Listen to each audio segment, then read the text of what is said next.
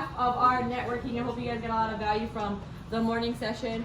Today we have 1, 2, 3 speakers here right now. We should have 2 more trickling in, but we're gonna kick it off kind of the same format. So I'm Eric Strack. Like Tony said, I am a structural engineer, so I have an engineering firm and a foundation repair.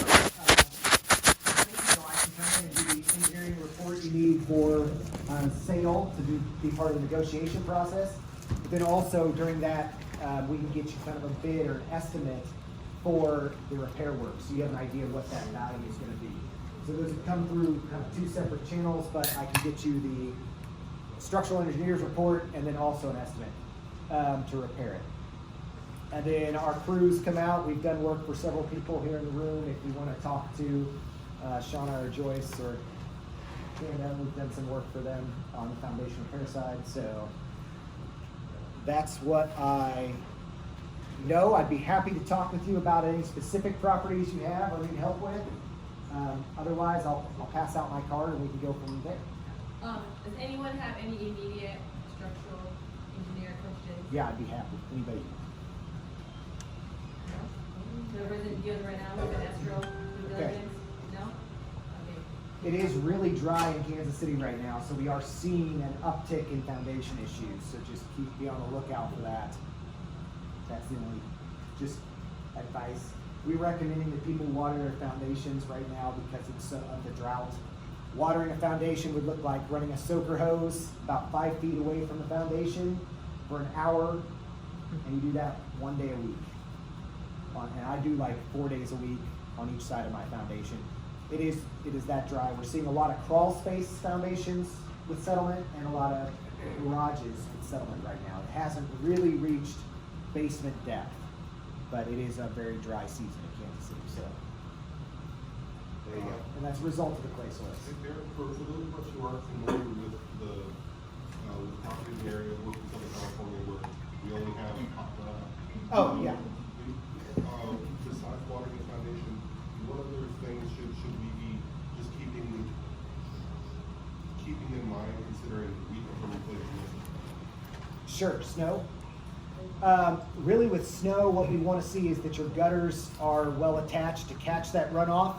I'm not a roofing person, but specifically when you re-roof, you probably want to put ice and water shield over any eaves that extend, because what happens is the heat coming through the roof melts the snow under the main part of the house, and then the eave gets air right underneath it, and so it'll run down and refreeze and create like what they call an ice dam, and then water will back up and come in your roof. I've had that personally happen at my house when we have large snow years. So the way you prevent that is by putting an ice and water shield. So when you re-roof, it is kind of standard around here to do that, but you just might want to check with your roofer on that. As far as foundation repair, I like check your gutters, make sure your downspouts are extended away from your foundation at least 8 feet, and then it drains away from the property. And then we also want to see that your grading is good. So a lot of times the soil next to a foundation will kind of settle over time and water will run to the foundation. You just want to make sure you're maintaining that grade around your property, having somebody check it every year, your property manager, walk around, look at it, add some dirt to make sure the grade slopes away. That will solve, the grading and the downspouts will solve 80% of all foundation issues around here. When it gets really dry like it is now, watering your foundation until we get some significant rain will help. We're supposed to have a wet winter, that's the rumor, but I think that's the farmer's almanac, so you know what that's worth. Any other questions? So when we're looking at properties and we see the cracks in the concrete, and they're very large, Yeah. outside, in the garage, even in the house, up the walls, right? How do we know if the movement has stopped or not stopped? Is that something that you can tell? Yeah, that's something I can help you with. Typically, the movement around here often does not stop unless it's been repaired past a certain point. We can do grading repairs and drainage repairs if the movement's less than 1/2 inch to 1 inch. You get beyond that inch mark, and you're going to have to make some sort of either I-beam bracing in the basement or curing your foundation, which is the really expensive thing I've been talking to some people about. That's the result of the settlement. So if there's no basement, If there's no basement, the crawl space, you want to look for vertical cracks, uneven floors, and that's the time. Really, if you use Adam or another home inspector and they say, hey, y'all are structural engineers, that's the time that I like to come out. I do that. I charge $300 for a structural engineer's report, so that's a sealed report. It'll have recommendations, and then you can talk on the phone about, what else you might need. So, yeah. Any other questions? Thank you guys. I really appreciate the time.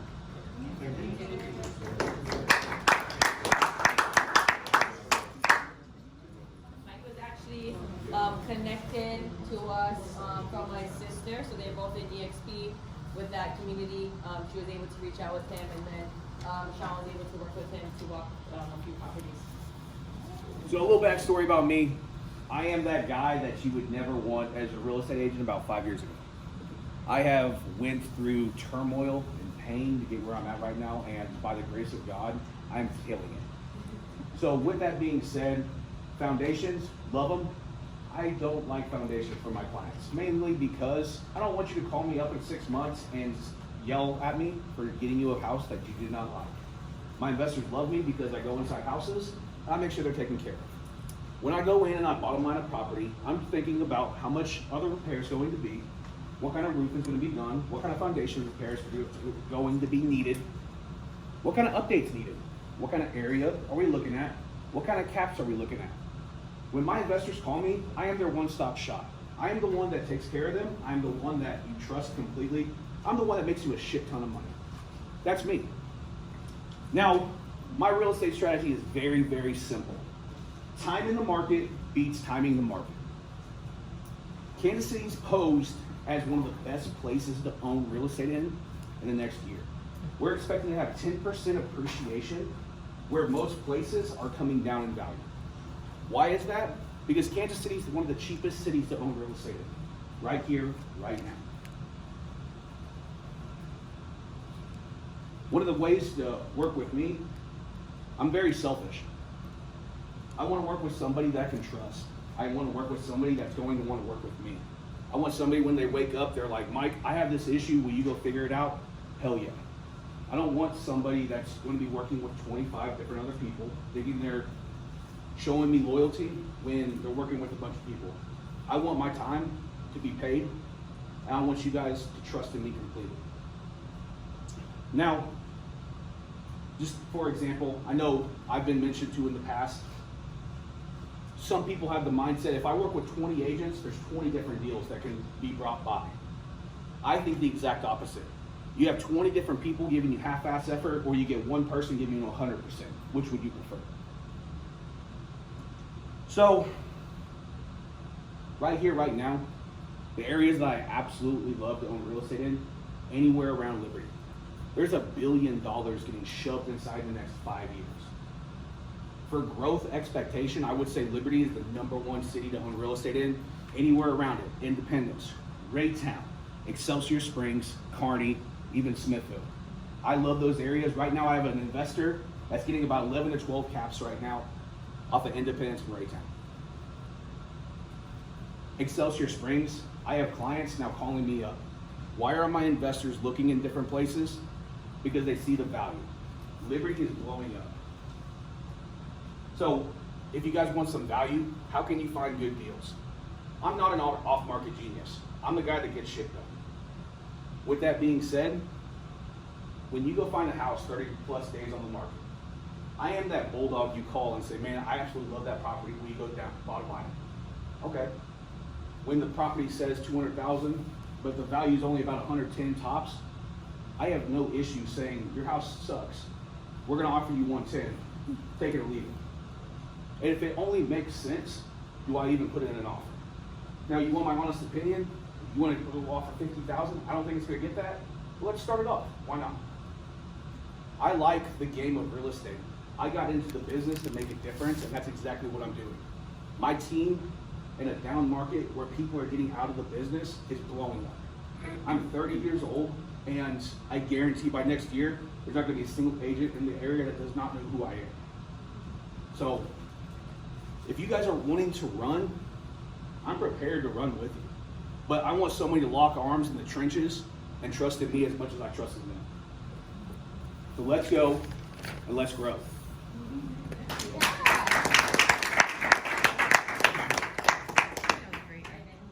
Or this is Nick. He is a property manager, and I forgot. He works with EXP. Also, he has properties with Shauna, Gilbert, Matt, and a few more. Yeah. So they can kind of talk on their experience with him. Cool. So my name's Nick. I'm one of the owners of 816 Property Management. We manage properties all over the Kansas City area, basically anywhere from Oak Grove to Olathe to Smithville to Belton. So pretty much in that particular area. Everywhere. Pretty much everywhere within like 30 to 45 minute area. So right now we've grown quite a bit. We started the company was started in 2020. I became a partner in it in 2022. So in 2022, at the beginning, we were at maybe about 30 properties. We've grown that to 310 now. So we've grown quite a bit. We've learned a lot, but that's kind of my introduction. A little bit about me. I started real estate in 2018. I was originally doing real estate in Illinois. Ended up moving here in 2020 and then doing real estate here. So I'm triple licensed in Illinois, Missouri, and Kansas. And I've been selling basically investment properties, or just owner-occupied properties as well during that time. Most of the time, I'm just doing property management now. I do some sales still. We do a lot of underwriting deals and stuff like that for the owners that we actually work with. But that's pretty much our focus. The founder of the company is Megan Kang. She started real estate in 2012.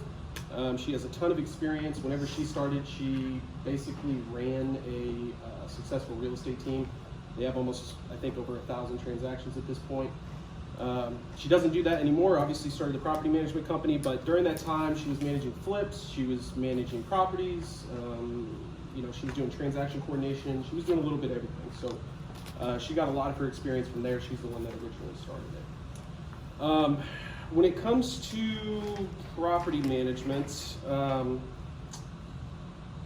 we focus on long-term management. So we don't do any short-term, we don't do any mid-term.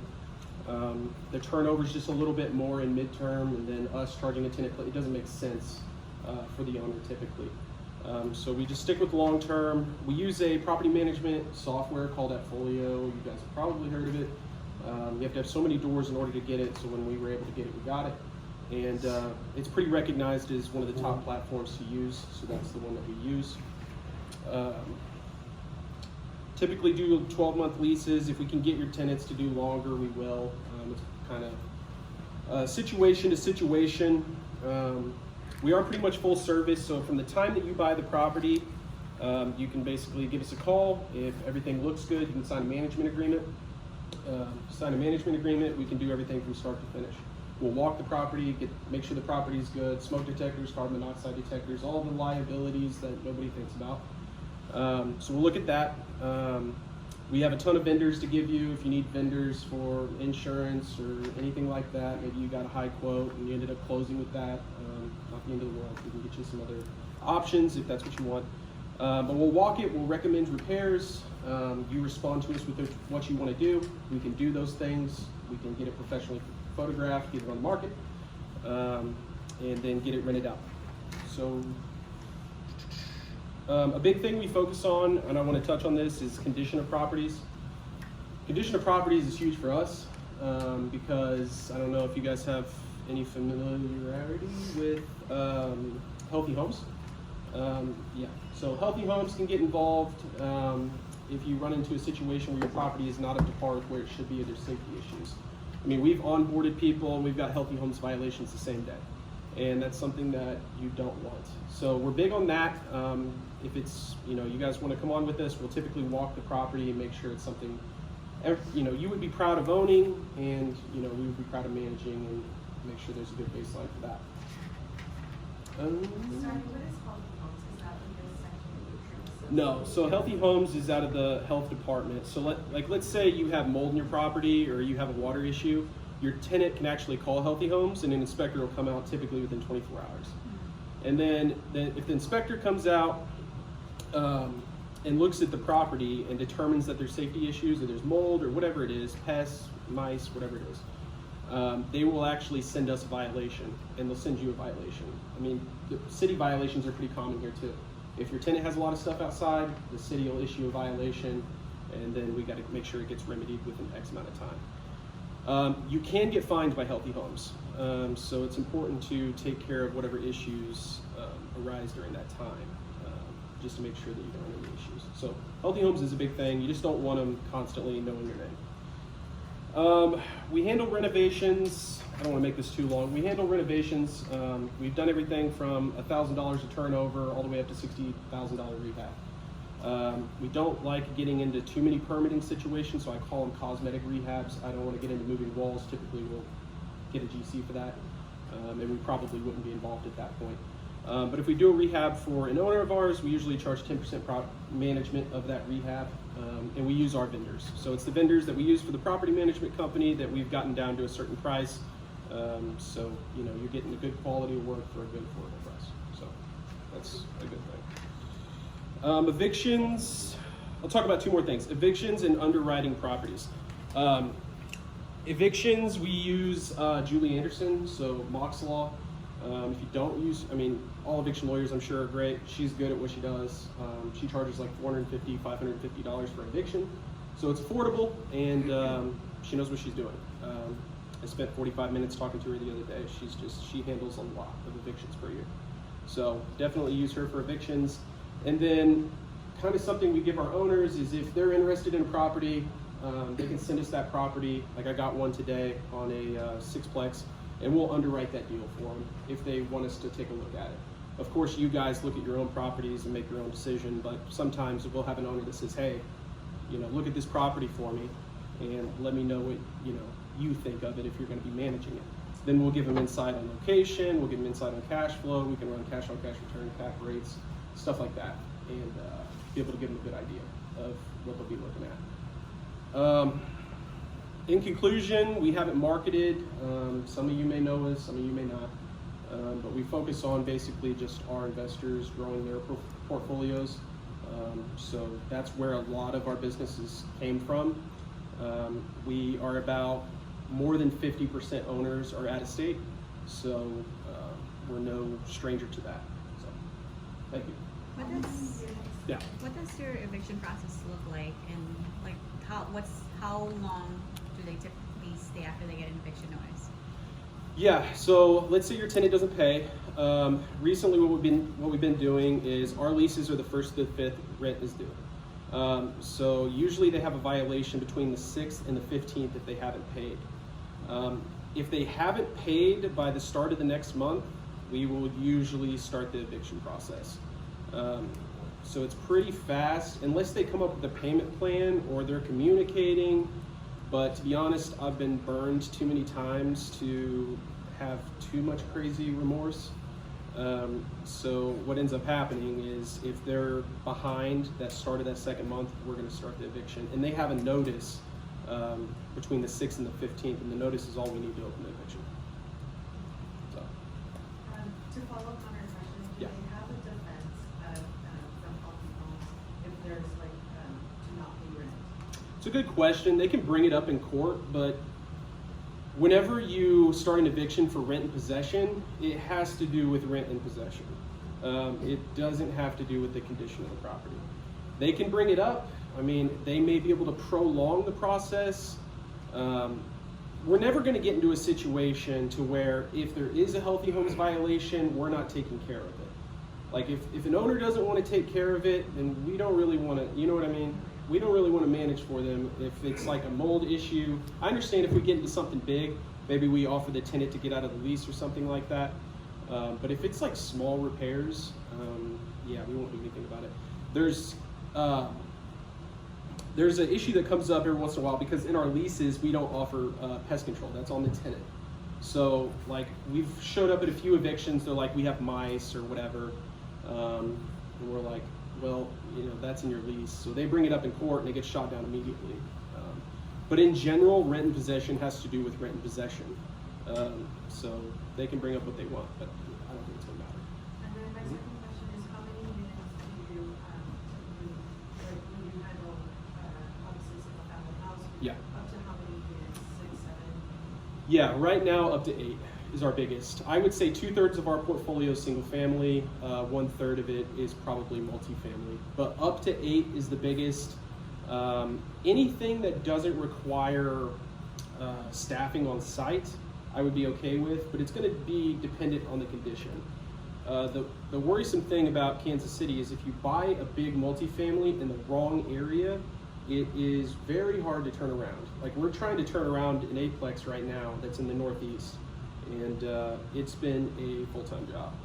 And we're at the point where it's like, you know, we're putting so much time, we're dumping money into it, but the tenant clientele is just hard. And the building has a history, which is bringing people there. I mean, we've installed electronic locks, people have broke them, we've installed commercial locks, we've gated the whole thing. So, yeah, it's a whole thing. Would you say Kansas City is more landlord friendly or tenant friendly? I would say still landlord friendly. You might get people that vary on that, but I mean, recently Kansas City's offering tenants free lawyers. They have to ask for it, but they do get offered free lawyers. Now, it's not such a bad thing that they get a lawyer sometimes, because we had Safer for a while, which was a big rental assistance program that a lot of tenants were getting. They literally weren't paying the rent, and then they would apply for Safer, and then Safer would pay their rent for them. Safer ran out of money. So there's other options for them to get assistance, and usually if the tenant gets a lawyer, their lawyer will actually help them get assistance. So long as there's not negligence on the property manager or the owner, the only defense they have is trying to get assistance or prolonging the actual eviction. You mind mentioning about Jackson County? Yeah. Specifically, What about it? what the process is for the eviction? Yeah, we post a notice. We can choose a demand letter. Time frames. Time frames, we'll post it between the 6th and the 15th. If they haven't paid by the start of the following month, meaning they're 2 months behind, we will then start the eviction. They'll usually be in court within 30 days. Sometimes, well, if they don't show up, sometimes we can automatically win. If they do show up, sometimes they can get an extension. So I've had evictions take longer than ideal, right? You go 60, 90 days, and then we finally get them out and get the ruling. Jackson But- County has always been 60 days to do anything inside the county. Are you seeing that same issue? What do you mean 60 days? 60 days to get in front of anybody that can make a decision? Has it gotten lesser? I don't think so. I mean, we start an eviction, we'll get it. I mean, it depends on when court is, but 30 to 45 days we're usually in court. And I mean, you know, they can get a continuance, but if they don't show up, sometimes we can automatically win. If we automatically win, the process from there is usually takes about 2 weeks before sheriff will actually get involved. Sheriff has to post notice. He usually posts like a 3-day notice, and then we show up and change the locks. And if they haven't got their stuff out, which if you get into an eviction, a lot of times they do not get their stuff out, then we have to get somebody to clean it out. So somebody comes and cleans it out, and then we do the turnover and get it re-rented. You don't want to get into evictions. I mean, that's the ideal scenario, but you can vet a tenant all you want. I mean, we do landlord verification, we do credit, we do background, we do employment verification, we have an income verification tool. You can do everything you want, but it's just, evictions are depending on each situation.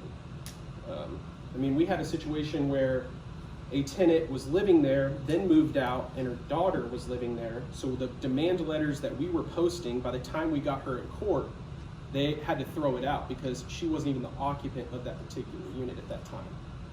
So it was the wrong court case that we brought at that time. So, yeah. Are there areas that you don't find in that project, sorry? So there's some areas that I don't like to. I'll say that. 64128 is a little bit rougher right now, and 64127 is a little bit rougher right now. Those are the ones we're worrisome of. We still manage in those areas. I don't want you to get it wrong, but we just hear too many stories from tenants that are not ideal. You know, just people doing all kinds of ridiculous stuff. Not that they're breaking in, but there's just a lot of ruckus that goes on there. You have your pockets in certain areas, but really you need, you know, he'd be a great agent to rely on for areas. You know, if you have questions about areas, let me know. But it's going to depend on, you know, where exactly you're looking. And then I can give you more insight, I'm sure you can too, of the area that you're looking at. Yeah. I just wanted to clear up, the Healthy Homes is KCMO, right? Is that I the health believe department? so. I would have to look at that. Usually when we get a Healthy Homes violation, it's just immediate. We're on it. We're figuring out what to do with it. Sure, I was just checking. Yeah. Or then, if they're investing in Raytown, I don't think it's the same. Yeah, it might not be the same in Raytown. I'd have to double check. But Healthy Homes is out of the health department in downtown Kansas City. So likely it's just Kansas City. You are correct. Any other questions? Cool. Thank you guys.